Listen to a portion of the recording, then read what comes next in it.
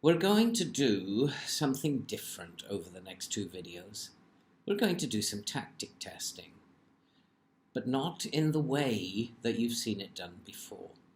And at the end of part two, we're then going to draw some conclusions from what we found out.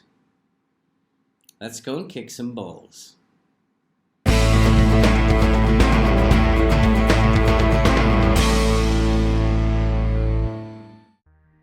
Hello and welcome back to Rodney Parade Newport. And as I've said in the intro, we're going to do something very different today. But first, if you are new to the channel, then why not subscribe, like, watch and comment and help the channel to grow and help us to support the really worthwhile cause that you can see scrolling above. So we are going to do some tactic testing today with Newport County. But not in the traditional way, or at least only half of it is in the traditional way that you see these tactics presented. So we are going to take a brand new save with Newport, and we are going to apply this tactic to a brand new save, season 1, and leave it to the assistant and see where the tactic actually takes the team. We are going to have nothing in the transfer market, it's just a totally blank canvas. We are going to have no input at all into this Newport team. And then we are going to take the current Newport save that I do on YouTube, and we're going to apply the tactic to that save. The tactic that I've chosen to do is RDF's Matthias Jesel Salzburg tactic. I'm a big admirer of RDF's channel. I'll leave a link to this tactic down below in the description if you want to use it yourself. He does some very, very good stuff, and I've always been a big fan of his, so that's why I've chosen one of his to test out what we're going to do here. Now, it is a 4-3-1-2 style. We know narrow tactics do very well in FM22, but it uses a double carrilero on the left and right. And whilst the old save at season 7, which we will test on next time, has players who can play in a carrilero role, the first save here does not contain any players that can play that role. And so the first save of this tactic is going to be basically, with no transfer activity, just how well does the tactic do. And this is going to put it to the test in the standard way that you actually see it. Later on, we're taking the finished save of Newport County in season 7, and we will apply that tactic to see if it will actually work 7 seasons on. And that's what we're going to do, really. So it's going to be quite interesting, and we will then draw some conclusions at the end of it. In terms of the season preview, in the first one, Newport were predicted to finish 11th. And the board expectation was to achieve a top half. And I think that those two things, given that the players that they have, the squad that they have, are very realistic. In fact, it wouldn't surprise me that any tactic will take this team beyond the top half, possibly even the playoffs. So we'll see how we get on. They do have what is a good squad of players for League 2, and nobody should have any real problems getting this Newport team a good start, shall we say, in at least top half with any tactic. How did we get on then in this first save? Well, look at it, we can see we were promoted, finished in 2nd, no transfer activity, no input whatsoever, and hats off to RDF. This is obviously a very, very good tactic.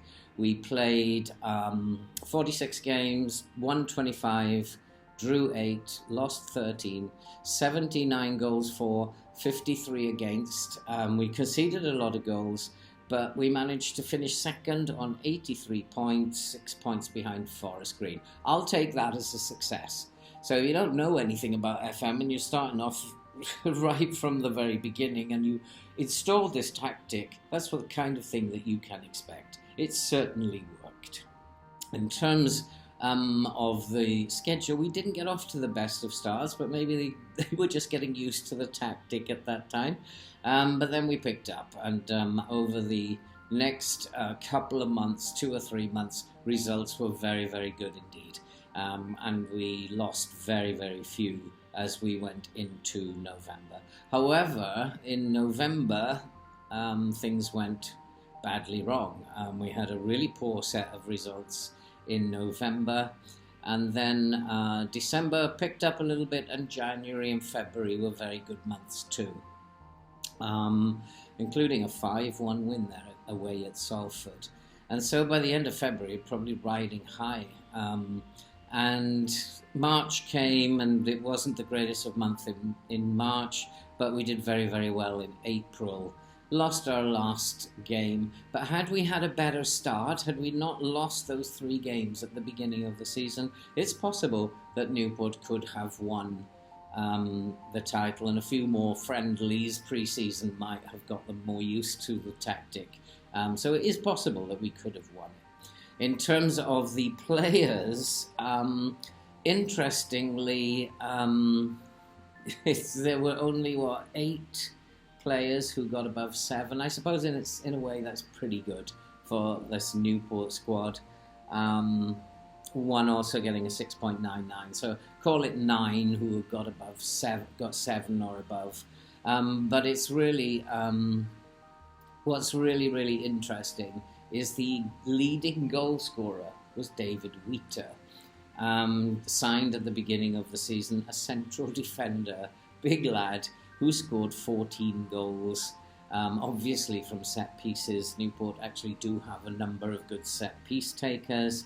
12 goals from Oliver Cooper, 10 from Lewis Collins, 10 from Timmy Abraham, but that is really quite a strange one in terms of the leading scorer.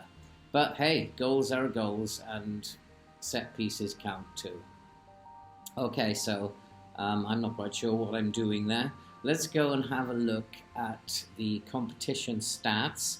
And you can see a couple of things immediately. We had the most shots during a game. We were second in most goals. If we look at a more detailed look, nothing really stands out. But what we did was good enough to, in general possession, we weren't great. But what we did was good enough to finish in second place and be promoted. Nothing, again, really standing out. We were second in headers won. Didn't have the best disciplinary record. Probably that's due to Aaron Lewis. He gets himself into trouble. But interestingly, if we can look down, somewhere down here we might find goals from corners, which will be really an interesting one. We were second pretty much to Forest Green in everything to attack in. And here we are, goals from corners. We scored 21 goals from corners and 7 goals from free kicks. And that will explain why David Wheater ended up top scorer. He probably scored most of those goals from corners himself. And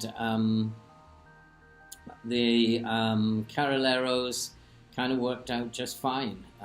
They didn't seem to have any problems adapting to this tactic, and it seemed to work just fine.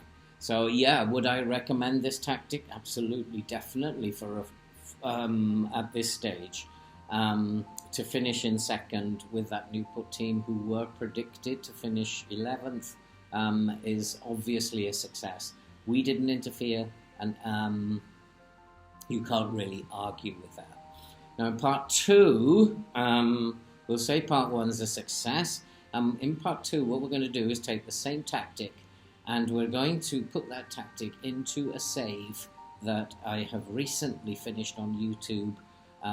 with Newport, which is now 7 seasons old, and they are residing 12th position in the Premier League, and I felt that we cannot take them any further. So we're going to see, can this tactic make a difference? And so until part 2, if you are new to the channel, then subscribe, like, watch and comment, and help us to raise money for this very, very worthwhile cause that is scrolling above.